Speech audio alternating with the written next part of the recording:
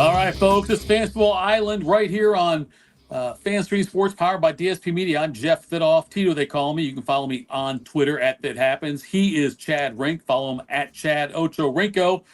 Look, Chad, what I love about this time of year is if anybody says, when is the Hall of Fame game, I can say this month, which I love being able to do. It's this month. This month, we've got real fake football.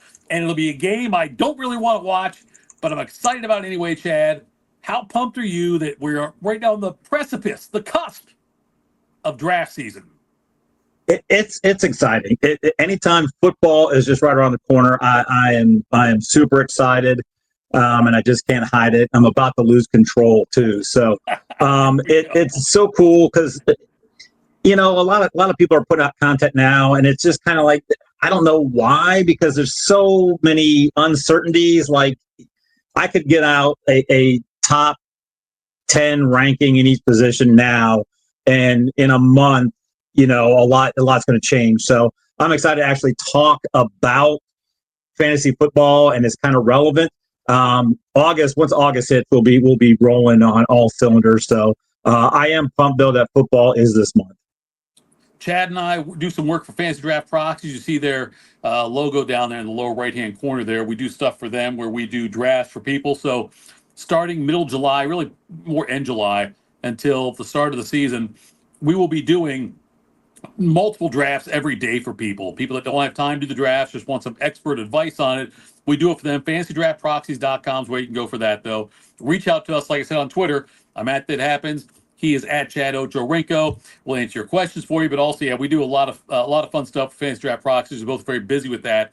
And what I love about that, Chad, is that you and I, because I always tell people, do your drafts as close to the start of the season as you can. Now, some people just can't because logistically it's hard to get everybody involved the way they can do like the same time. But the longer you wait, the more time you have, like in our case, to practice draft. Where we're drafting for other people, we get some of the trends and things like that. So it's almost, and I don't like doing a podcast with you. Not because I don't like you, but because I feel like I'm going to give away some of my secrets before we do our draft together in the same league coming up here, which will be right before the season starts. Yeah, and then when we put it out there, if other people in the league are watching, they'll know certain things we want to do. The good news is I never have any first round, second round picks usually. Absolutely. So I just get whatever's left over as well. But yeah, like if you can wait until, like, I know, like when we did the draft proxies, I think I had half of the drafts I did were that Thursday of Labor Day weekend through that Thursday.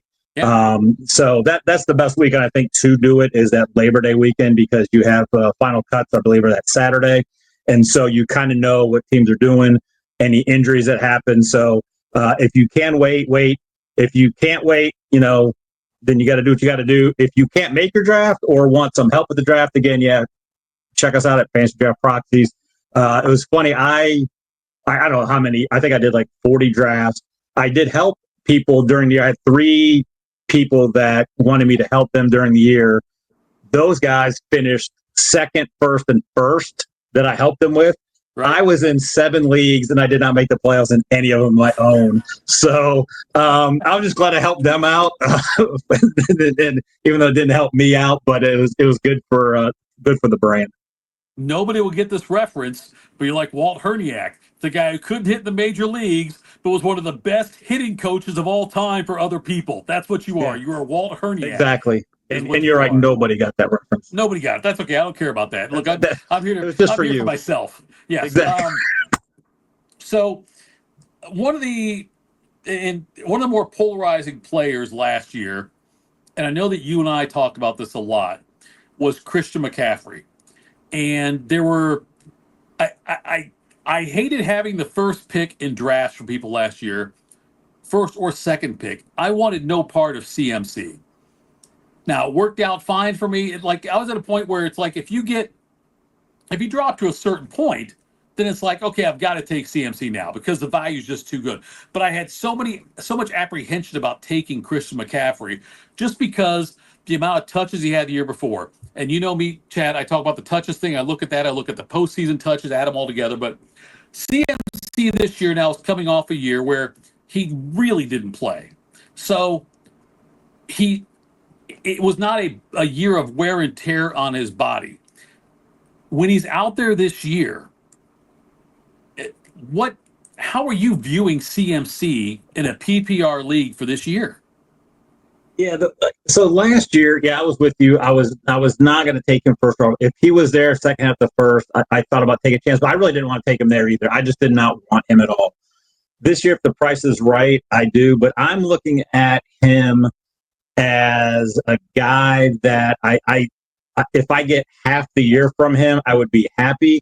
And he's a guy where if you got him for 3 or 4 weeks, he could win you each of those weeks by himself, especially in a PPR. So he's valuable if he can stay healthy. I doubt he'll play any in the preseason, maybe a little bit. So I am more prone to draft him this year than I was last year, because last year I did not want any part of him. And I think he could be a guy where he wins you a couple weeks early, gets hurt, and then you just got to have a backup plan for that. If he plays 10, 12, a whole season, I mean, no matter where you draft him, for the most part, you will get a steal, because if he plays the whole season, I imagine he's going to be top 3 fantasy points for the year.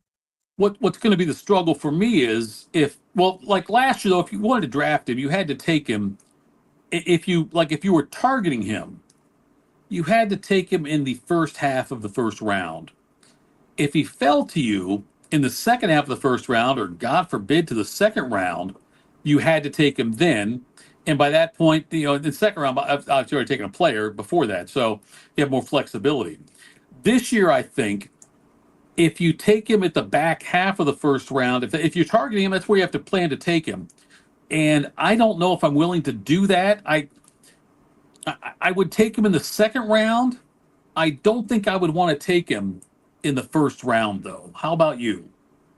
No, I would like to take him in the mid second. I don't think he's going to go there. If you're just looking right now where he's ranked, he's somewhere RB4 to RB7 or 8 in some places, and then they've got him overall somewhere in that 9 to 12 range, a lot of different places, just depending on what site you're going to.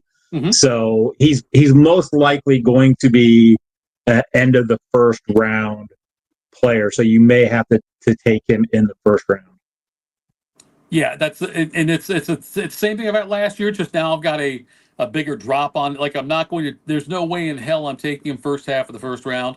Depending on how deep the league is, maybe I would take him second half of the first round. But really, in all likelihood, I'm going to wait and take him in the second round.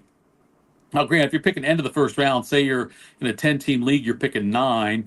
And if you look at who's been taken so far, you might say, okay, I'll take McCaffrey now, knowing that I'll get one of these 3 guys coming back through at 12. Something like that, you've got to do some strategizing there. But yes, McCaffrey, the problem is, you talk about McCaffrey, if he only plays a few games or plays half the season, whatever it is, you want McCaffrey in the second half, not the first.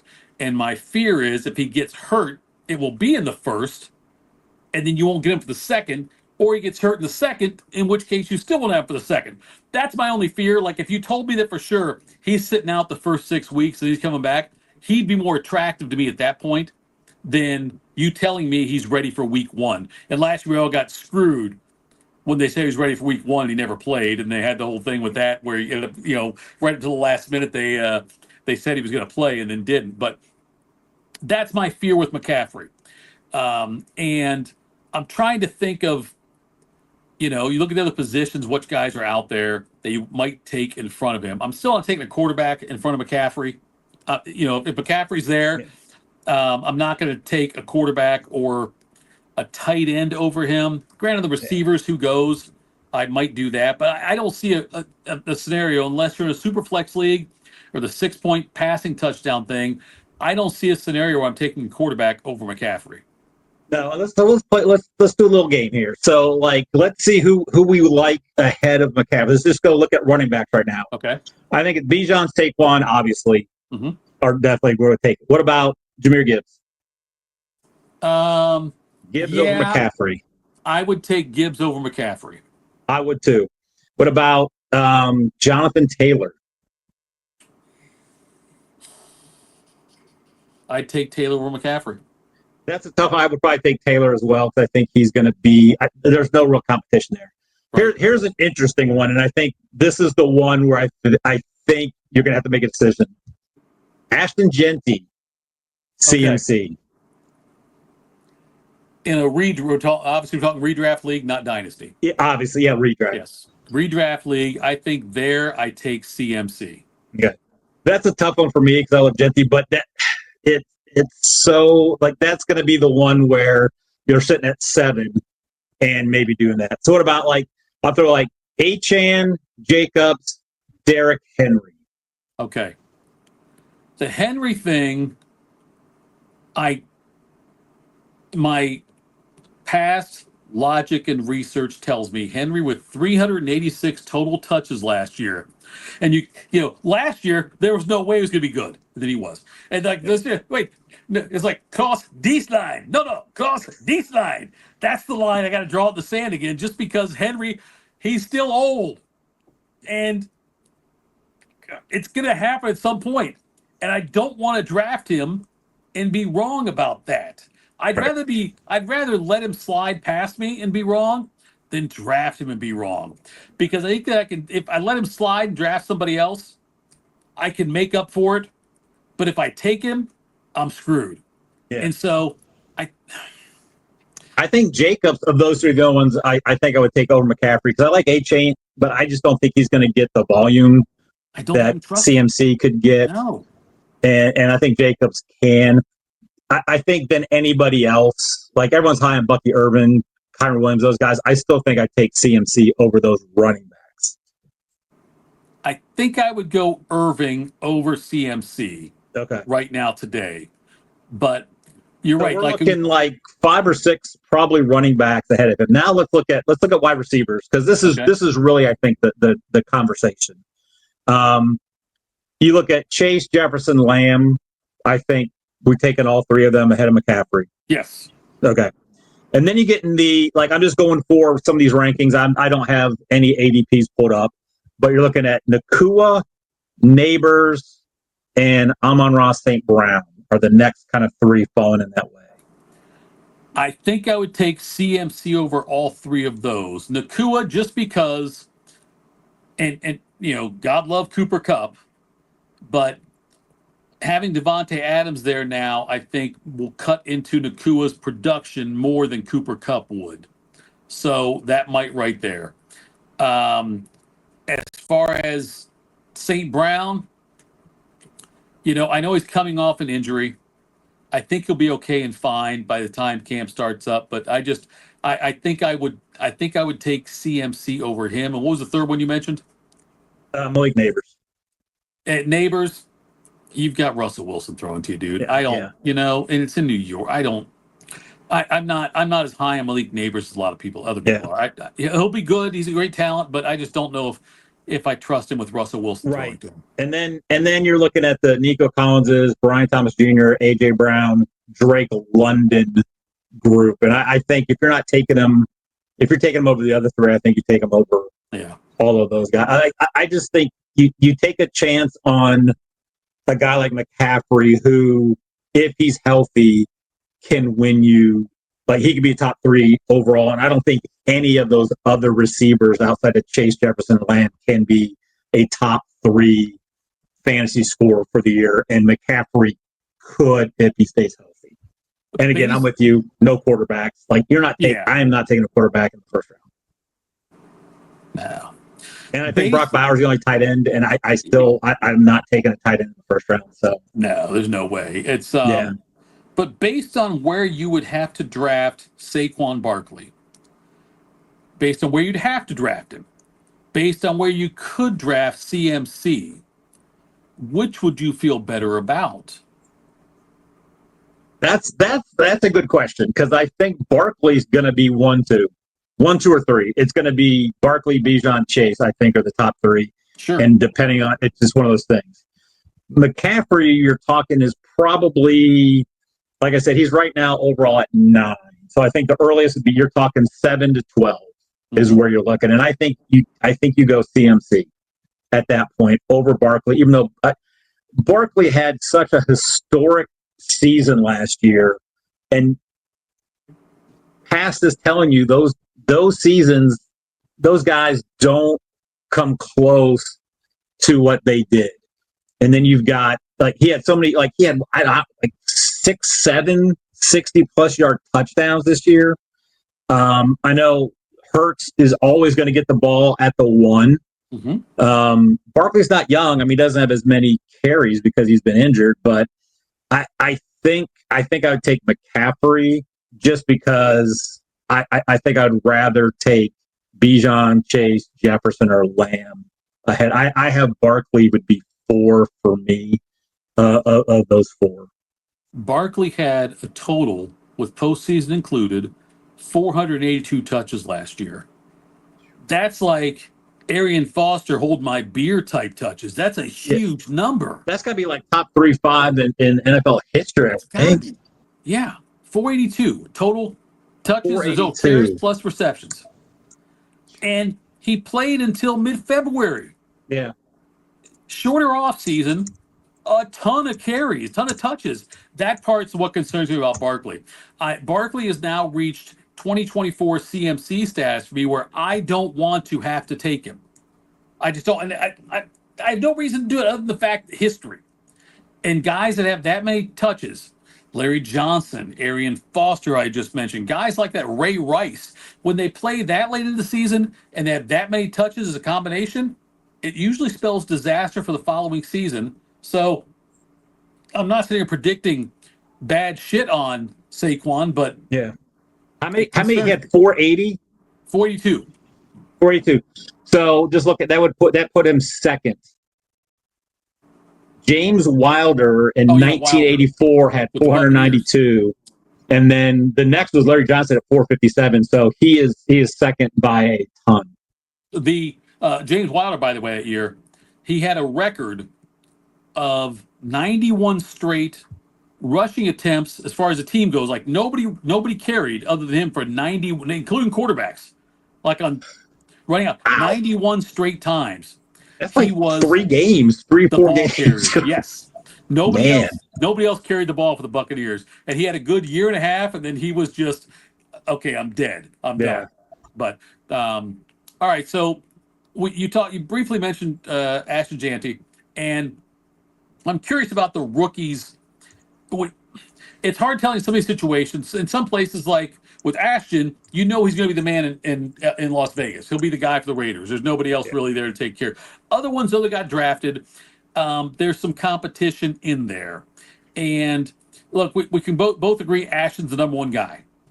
But beyond that, though, when you start looking at the other running backs, who would you want second based on their situation, their coaching staff, their the way the personnel is set up? Who would you rather take? Who would you take after Ashton? I think it would probably be RJ Harvey or Caleb Johnson. I just think they're going to get the volume, and you can get them later on.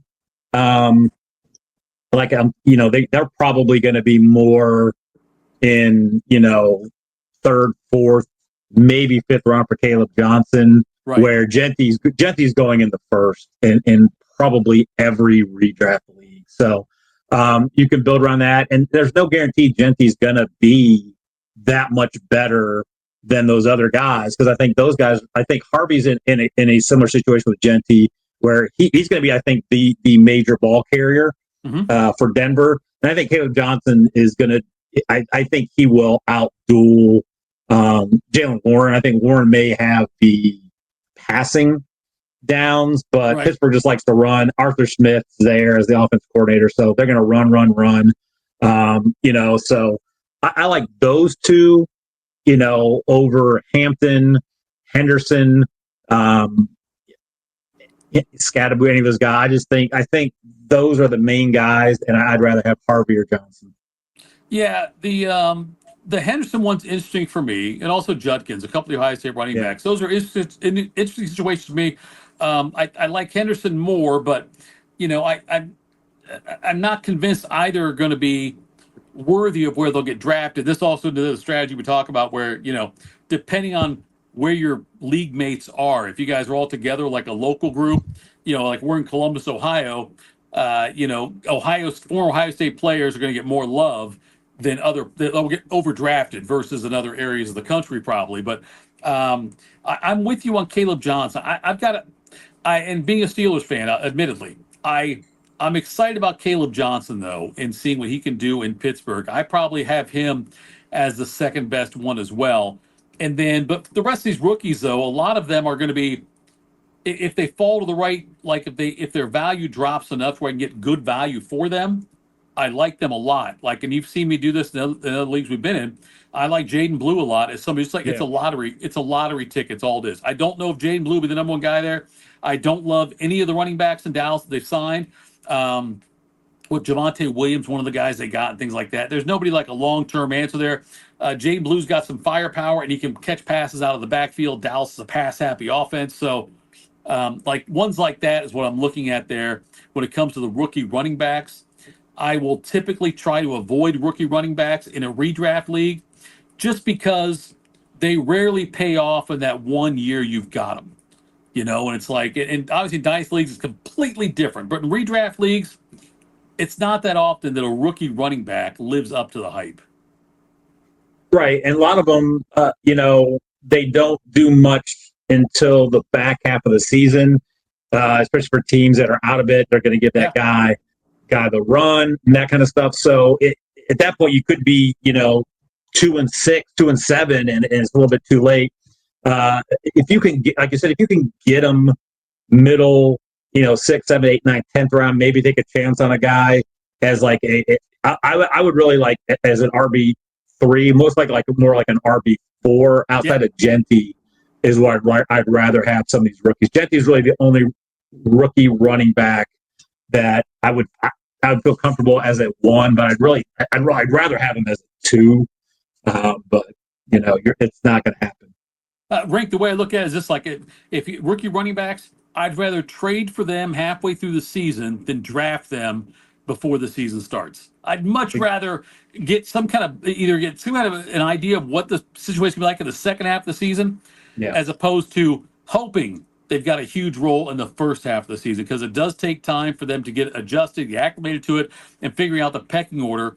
And even in a situation with Cleveland, when you got Quinshon Judkins, you also got Dylan Sams from Tennessee, and you've also got Jerome Ford there as well. All those guys are in there, and I think Judkins is the best of the bunch. Who the hell knows what's going to happen though? You look at Bucky Urban last year. He really didn't break out till later, and you could have got him for nothing. Yeah, and then he would have won you the league down the stretch. Yep. All right, that's it for this edition of Fantasy Football Island. I'm Tito Jeff Thidoff. He is Chad Rink. Follow me on Twitter @ThatHappens. He is @Chad Ochorinco. Stick around, folks. Next episode, we are going to dive into the wide receivers. We'll do that next. This is Fantasy Football Island on Fantasy Sports, powered by DSP Media, powered Fantasy Sports. There we go.